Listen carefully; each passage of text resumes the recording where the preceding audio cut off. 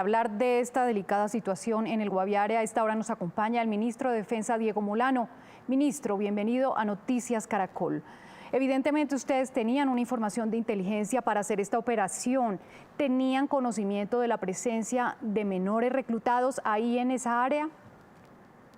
Ana María, lo que está claro es que para el desarrollo de esas informaciones y esas operaciones de inteligencia se determina que es contra Gentil Duarte, que es un narcoterrorista que es culpable de diferentes atentados terroristas, de atentar contra policías, y se determinó que había una estructura que lo protegía en un campamento terrorista. Por supuesto, en el desarrollo de esta operación no se tiene información de que hubiera menores de edad, pero lo que sí está claro es que la operación se desarrolló de acuerdo con lo que estipula el derecho internacional humanitario, en las consideraciones que cuando en estas operaciones hay un campamento terrorista, todo aquel que esté en él, incluyendo menores de edad, hay un nexo de beligerancia y una función continua de combate de quien allí permanece, y por eso hacen parte de los hostigamientos, de las hostilidades, y se procede a desarrollar operaciones militares. Aquí lo importante es desmantelar esas organizaciones y a quienes son responsables de reclutamiento y a quienes instrumentalizan a los jóvenes y los convierten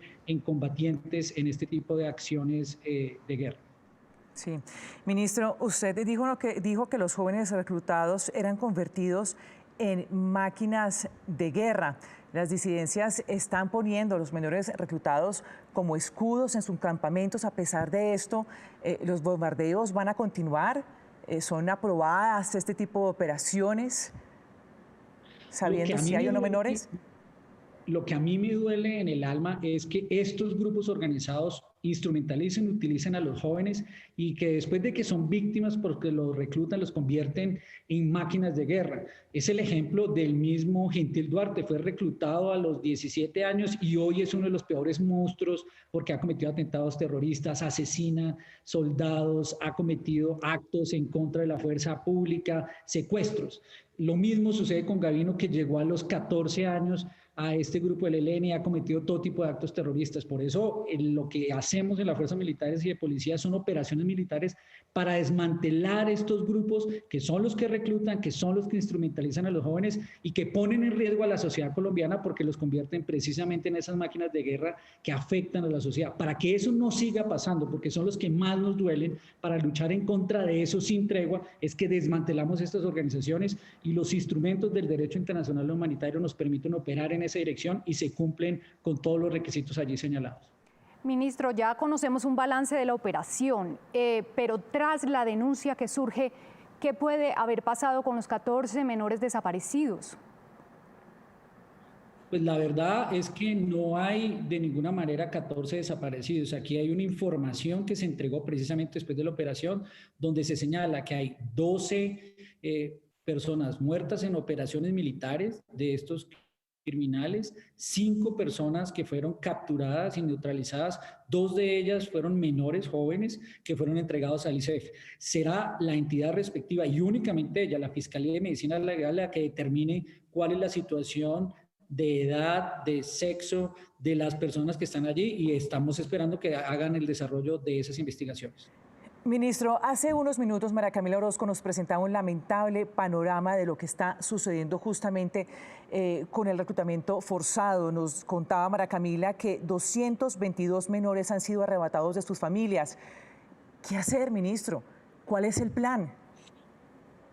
Precisamente aquí el enemigo principal de los jóvenes son quienes los reclutan ilegalmente y quienes sí violan el derecho internacional humanitario, porque los instrumentalizan, porque hacen que se formen para hacer combate, para afectar a otros, y los vuelven un peligro para la sociedad. Por eso las acciones de prevención son fundamentales, y yo hago un llamado a todas estas organizaciones y grupos que liberen a los jóvenes que tienen ahí porque los están poniendo en riesgo.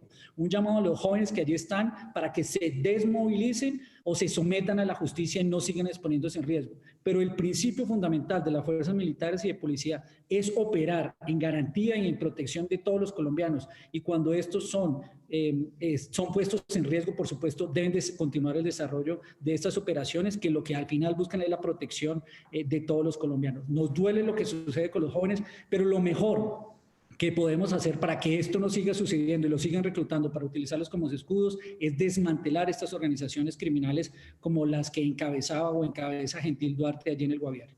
Sí, ministro, ya para cerrar, ¿Inteligencia Militar sabía que había menores de edad allí en esa operación contra Gentil Duarte?